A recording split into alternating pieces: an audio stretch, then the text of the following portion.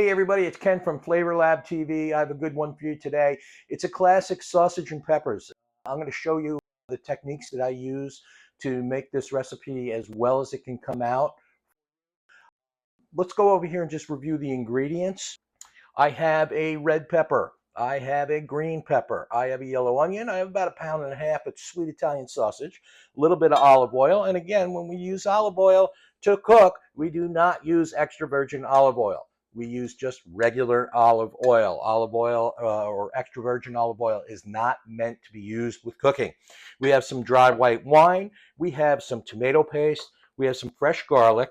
We have salt and pepper, and an ingredient you normally don't see in sausage and peppers, but it really lends itself to this recipe, is some potatoes, believe it or not. And yeah, these are in the can, so they're already cooked, they're already sliced. Makes it nice and easy. You can get sliced potatoes at your supermarket, I don't know, 89 cents a can, whatever it is.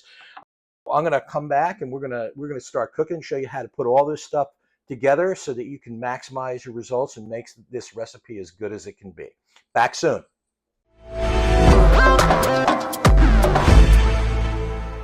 Okay, we're going to start chopping.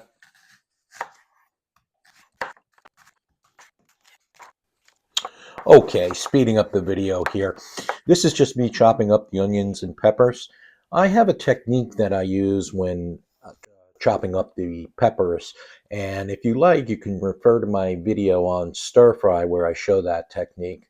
This really only takes a few minutes, and to be perfectly honest, I actually enjoy chopping veggies.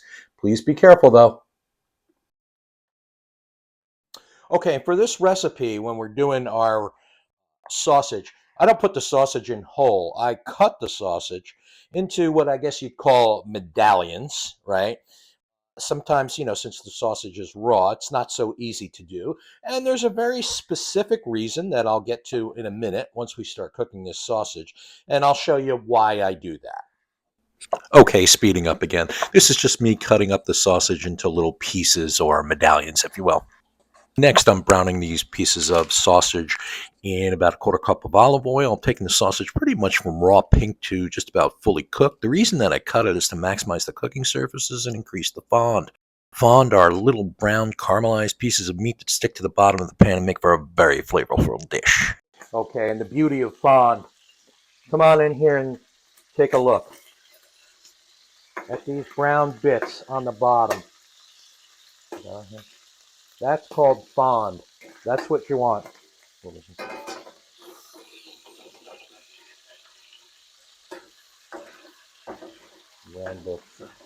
at that. Cooking that sausage probably took about 5 to 7 minutes, but make your own decisions based on how your sausage looks. No pink left. I'm removing the sausage from the pan and taking it to a plate. Look at that.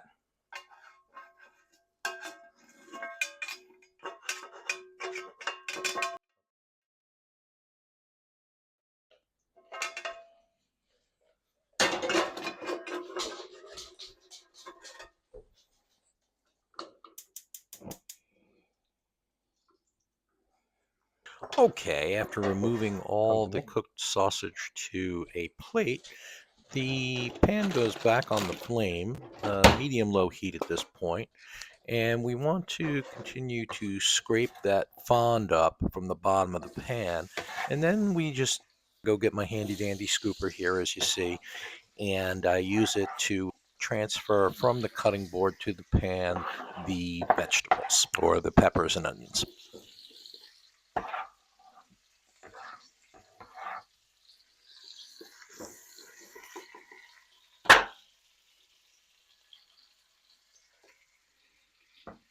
Okay, and the next step is adding in the tomato paste, as you see me doing here.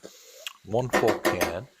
And as you can see here, it's a bit thick to start, but you just sort of work it around into the mixture here, as you'll see me start to do here in a second.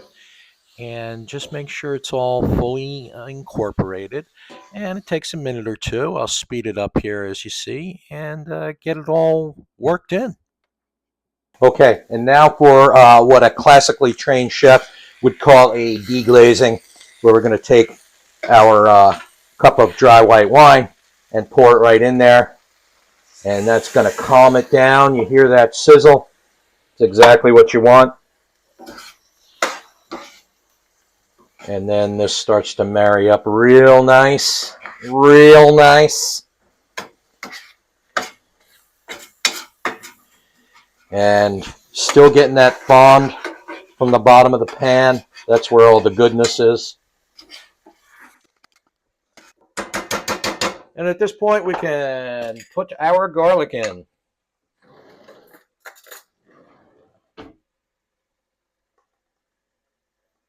However much that is. And now our potatoes. First thing to do is drain these, okay? I just, right through my fingers, till all the water's out. Oops. Lost the potato. No big deal. And then you just throw them right in. Now these slices are kind of big, so I take my handy dandy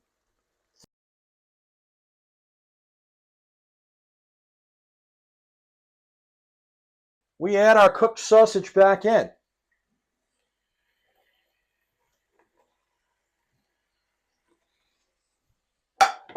You get that all singing nice and happy. Just to warm these peppers back up, I'm sorry, the sausage, just warm the sausage back up. Get it all nice and coated. Cut down the heat a little bit because we're a little bit too high right now. We'll go down to a low heat at this point. This is where your stuff is just going to marry and get happy together. Start procreating. And I'd say if you want to put a lid on it, fine, you can put a lid on it. And just on low heat for another 5 minutes or so. You want to gauge sometimes by the doneness of your peppers and how you like that. This pepper, I'd say, is like about a medium right now. If you like it really soft, then leave it on for, 10 minutes or however long it takes to get those peppers really soft.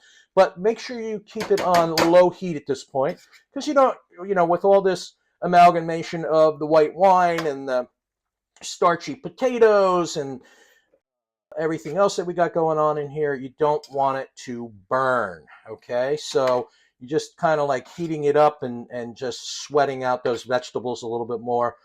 Really, this is done at this point.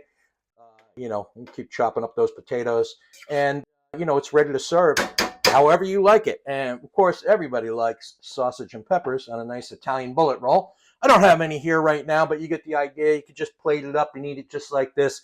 It's delicious. Anyway, I hope you enjoy this recipe. I really hope that you try it because it's really delicious. I get a bunch of compliments on it.